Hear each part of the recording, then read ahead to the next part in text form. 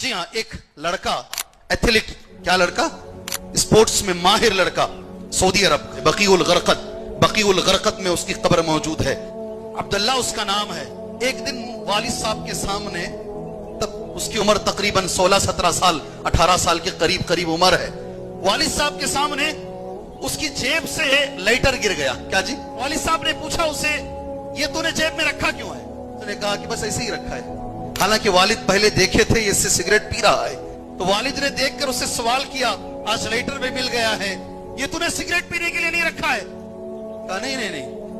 बात बढ़ती गई। उसने कसम भी खा ली कि मैं सिगरेट नहीं पीता हूं, और इतनी ऊंची आवाज से, जोर से चीख मार के वालिद के सामने बात करने लगा। वालिद को गुस्सा आया।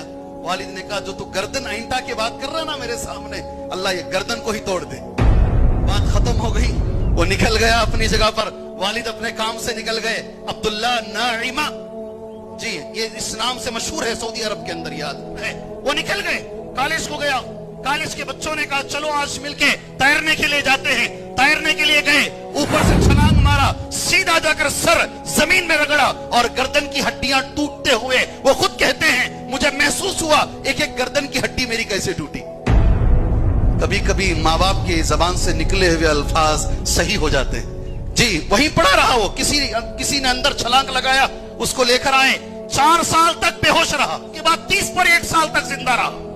सिर्फ सर हिलाने के काबिल था, हाथ पैर माजूर थे। मेरे भाई, वालिदैन अगर अपनी जबान से किसी मोड़ पर आकर, किसी मौके पर आकर अगर उनकी आह निकल गई, यकीन मानो मेरे भाइयों, तुम्हारी जिंदगियां बर्बाद हो जाए।